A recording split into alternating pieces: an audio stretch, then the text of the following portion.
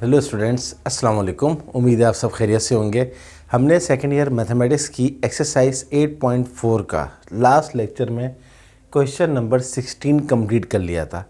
आज हम इसी एक्सरसाइज का क्वेश्चन नंबर 17 करने के लिए जा रहे हैं। देखते हैं कि क्वेश्चन नंबर 17 में हमसे क्या पूछा जा रहा है। Let's have a look question number 17। If x1 y1 x2 y2 are the coordinates of the extremities of a focal chord of the parabola y square is equals to 4cx, prove that x1 x2 is equals to c square and y1 y2 is equals to minus 4c square। सबसे पहले हम ये समझने की कोशिश करते हैं कि क्वेश्चन में क्या क्या चीज़ गिवन है और कौन कौन से वर्ड्स हैं जिनको हमें समझना, कंप्लीटली अंडरस्टैंड करना ज़रूरी है। x1 y1 x2 y2 coordinates आपको बताइए। x एक्सिस की बात हो रही है, x एक्सिस पे x1 है, y एक्सिस पे y1 है, x एक्सिस पे x2 है, y एक्सिस पे y2 है। ये तो पता ही है आपको। यहाँ एक वर्ड लिखा हुआ है एक्सट्रीमिटीज़, आगे लिखा हुआ है फोकल कोड। तो स्टूडेंट, हमने एक्सरसाइज 8.1 में आपको पढ़ा दिया था कि फोकल कोड क्या होती है।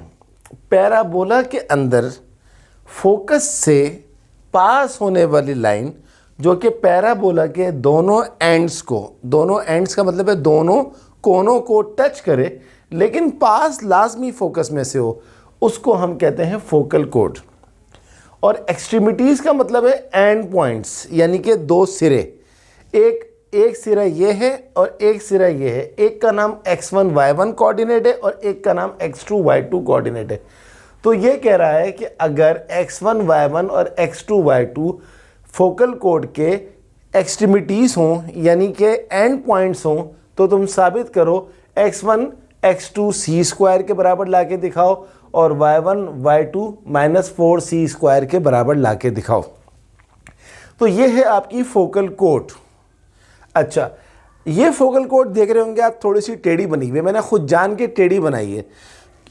अगर आप इसको बिल्कुल सीधा बनाएं, यानी कि 90 डिग्री के ऊपर बनाएं, परपेंडिकुलर कर दें, तो तब भी वो फोकल कोड ही कहलाएगी। लेकिन आप जानते हैं उसको हम लेटस रेक्टम भी कहते हैं। क्योंकि लेटस रेक्टम का वर्ड नहीं लिखा हुआ, तो इसलिए मैंने थोड़ा सा उसको टेढ़ा कर दिया। लेकिन अगर आप बिल्कुल सीधा भी बनाएंगे, परपेंडिकुलर भी लेंगे, तब भी कोऑर्डिनेट्स वही रहेंगे और आपके आंसर पे कोई फ़र्क नहीं पड़ेगा। मैंने सिर्फ और सिर्फ इस वर्ड को देखते हुए जो है वो थोड़ा सा टेढ़ा कर दिया, क्योंकि फोकल कोड हज़ारों लाखों लाइन्स हैं जो कि पास हो सकती हैं फोकस में से, लेकिन सिर्फ एक ही लाइन होगी जो कि परपेंडिकुलर होगी। उस लाइन का नाम क्या होता है? Latus rectum. तो लेटस रेक्टम की बात नहीं हो रही है, फोकल कोड की बात हो रही है। ऐसी लाइन जो कि पैराबोला के दोनों एंड्स को टच करे और फोकस में से पास हो, उसको फोकल कोड कहते हैं। I hope you understand. तो एक बात और आपके जहन में आएगी देख के कि यूजुअली हम पैराबोला के फोकस को A0 कहते हैं। इससे कोई फ़र्क नहीं पड़ता। हाँ, हमने यहाँ पर पैराबोला के फोकस को C0 कह दिया है, क्योंकि यहाँ पर जो इक्वेशन दी हुई है वो दी हुई है y square is equals to 4cx, वरना स्टैंडर्ड इक्वेशन क्या होती है? y square is equals to 4ax। अब क्योंकि 4cx लिखा हुआ है तो इसलिए मैंने फोकस को A0 नहीं कहा, C0 कह दिया। चलिए जनाब, तो अब हमारे पास कोऑर्डिनेट्स हैं, एक्सट्रीमिटीज़ हैं। एक्सट्रीमिटीज़ के यानी कि दोनों सिरे के ऊपर ये, इसका नाम मैंने P1 x1 y1 रख दिया, इसका नाम मैंने P2 x2 y2 रख दिया। Solution: the coordinates of the extremities of the focal कोड are P1 x1 y1 and P2 x2 y2। The equation of the parabola given y square is equals to 4cx। अच्छा, अब क्योंकि ये दोनों points parabola के ऊपर लाए कर रहे हैं, यानी कि पैराबोला के अंदर से ही पास हो रहे हैं, तो ये पैराबोला की इक्वेशन को सेटिस्फाई करवा सकते हैं। क्या मतलब? यानी कि आप जो पैराबोला की इक्वेशन है y square is equal to 4cx, आप y की जगह पर y1 और x की जगह पर x1 रख सकते हैं। और दूसरे पॉइंट से अगर आप सेटिस्फाई करवाएंगे तो y की जगह पर y2 और x की जगह पर x2 रख दें। तो जब आपने y1 रखा तो ये हो गया y1 का square is equal to 4cx1, इसका नाम मैंने इक्वेशन नंबर 1 रख दिया। y2 का square is equal to 4cx2, इसका नाम मैंने इक्वेशन नंबर 2 रख दिया। अब हम थोड़ी सी वर्किंग कर लेते हैं। सबसे पहले मैंने देखे क्या लिखा है, मैंने एक का नाम इक्वेशन नंबर 1 और 2 रखा था, तो यहाँ मैं कह रहा हूँ सब्ट्रैक्ट 2 फ्रॉम 1। इक्वेशन नंबर 2 को 1 में से सब्ट्रैक्ट कर दें। तो याद रखिएगा, लेफ्ट हैंड साइड में से सब्ट्रैक्ट होगी और राइट हैंड साइड में से सब्ट्रैक्ट होगी। तो लेफ्ट हैंड साइड क्या है, y1 का square minus left hand side इसकी क्या है, y2 का square is equals to 4cx1 minus 4cx2। ये आ गया हमारे पास। अच्छा, अब आप थोड़ी देर के लिए याद करें, एक फॉर्मूला होता है a square minus B square का। तो a square minus B square is equals to a minus B into a plus B होता है। तो मैंने इसी फॉर्मूले को यूज़ करते हुए इसको खोल दिया है। y1 का स्क्वायर माइनस y2 का स्क्वायर क्या हो जाएगा, a minus B y1 minus y2 into a plus B y1 plus y2। और इन दोनों में से मुझे क्योंकि 4c कॉमन नज़र आ रहा था तो मैंने 4c को बाहर ले लिया, तो ये मेरे पास आ गया 4c into x1 minus x2। अच्छा, अब स्टूडेंट एक और काम, इसका नाम इक्वेशन नंबर 3 रख दिया। स्टूडेंट अब एक और काम देखिए आप, ये एक फोकल कोड जो है एक स्ट्रेट लाइन है। तो आपने चैप्टर 2 मैंने तो नहीं पढ़ा है अभी तक, मैं चैप्टर 2 इंशाल्लाह इस एक्सरसाइज के फ़ौरन बाद शुरू करवाऊंगा। तो अभी मैं आपको इतना बता देता हूँ कि किसी भी स्ट्रेट लाइन की अगर हमें इक्वेशन लिखनी हो और 2 कोऑर्डिनेट्स दिए हुए हों तो उसकी इक्वेशन का फॉर्मूला क्या होती है, y minus y1 is equals to y1 minus y2 upon x1 minus x2 into x minus x1। ये फॉर्मूला सिर्फ इस फोकल कोड के लिए नहीं है बल्कि हर उस स्ट्रेट लाइन के लिए है जिसके आपको 2 एंड पॉइंट दिए हुए हों। तो आपको एक पॉइंट ये दिया हुआ है, एक पॉइंट ये दिया हुआ है, और अगर आपसे कहा जाए कि आप इसकी इक्वेशन निकालें तो you have to use this formula y minus y1 is equals to y1 minus y2 upon x1 minus x2 into x minus x1। और ये यहाँ पर किसको रिप्रेजेंट कर रही है, the equation of P1 P2 यानी कि फोकल कोड को रिप्रेजेंट कर रही है। अब थोड़ी सी मैंने इसमें छोटी सी वर्किंग की है। मैंने क्या किया है, ये y1 माइनस y2 को यहाँ पर ले आया और यहाँ पर जो है मैंने इस वाले x माइनस x1 ऐसे ही लिखा हुआ है और अपॉन में x1 माइनस x2 ऐसे लिखा हुआ है। सिर्फ ये जो y1 माइनस y2 था ये इधर मल्टीप्लाई हो रहा था, इधर आन के डिवाइड हो गया। अब इसके बाद इसका मैंने नाम रख दिया है इक्वेशन नंबर 4। अब मैं एक और काम करने जा रहा हूँ, ये मैं उस तरफ करूँगा, जगह नहीं है यहाँ पर। मैं यहाँ लिख रहा हूँ मल्टीप्लाई इक्वेशन 3 बाय 4 कि जी मैं इक्वेशन 3 को 4 से मल्टीप्लाई कर रहा हूँ। तो अगर मैं इक्वेशन नंबर 3 को 4 से मल्टीप्लाई करूँगा तो क्या होगा, देखिए इसको हम मिटा रहे हैं क्योंकि हमारे को थोड़ी सी स्पेस चाहिए।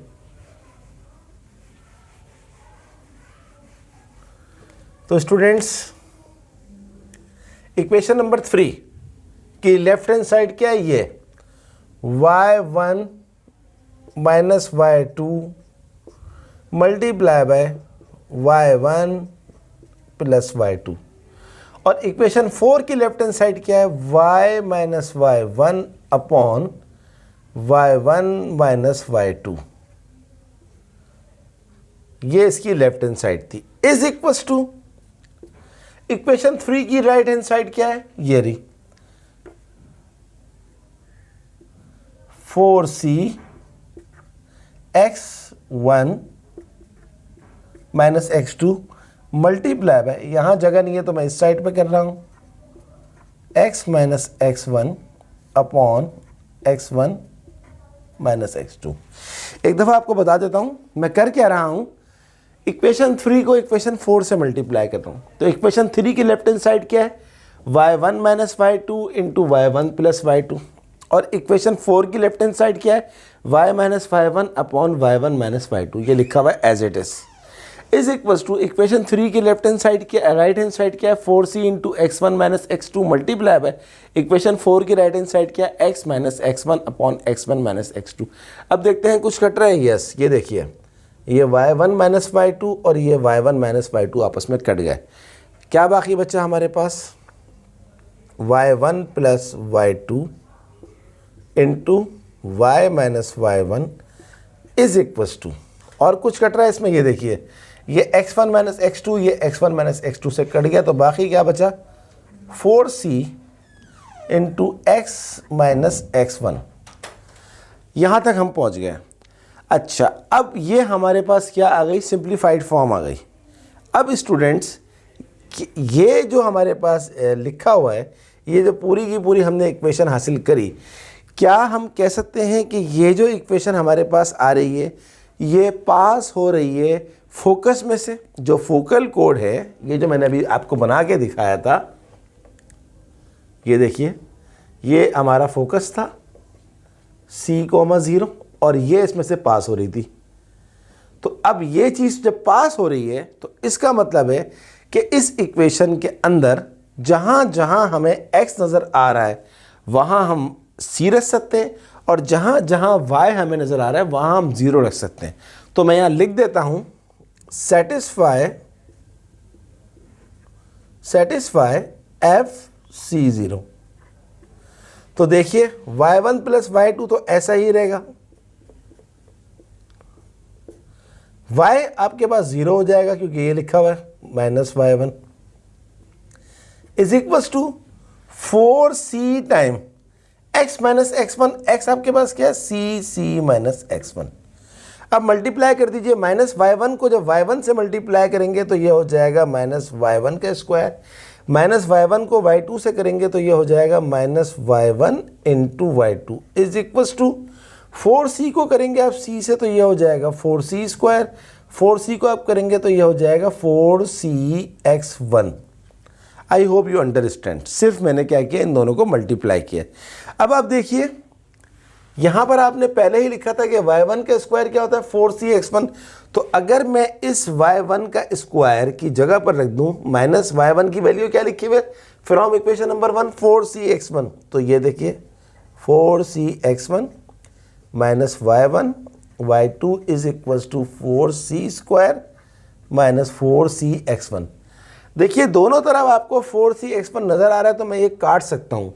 तो काटने के बाद मेरे पास क्या बचेगा, मेरे पास बचेगा जनाब -y1 y2 is equals to 4c square, और y1 y2 माइनस को अगर आप वहाँ ले जाएं तो ये हो जाएगा -4c स्क्वायर। और ये वही चीज़ है जो आपसे क्वेश्चन में मांगी गई है। देखिए आपसे क्या मांगा था, y1 y2 बराबर है -4c स्क्वायर। तो y2 माइनस 4c स्क्वायर आ गया, लेकिन अभी सवाल ख़त्म नहीं हुआ, क्योंकि आपको एक और चीज़ भी निकालनी है। x1 x2 बराबर है c स्क्वायर भी निकालना है, निकल जाएगा, कोई इतना मसला नहीं है। ये वाला काम हम इस जगह पे कर लेते हैं। तो उसके लिए हम क्या करते हैं, यहां हम लिख देते हैं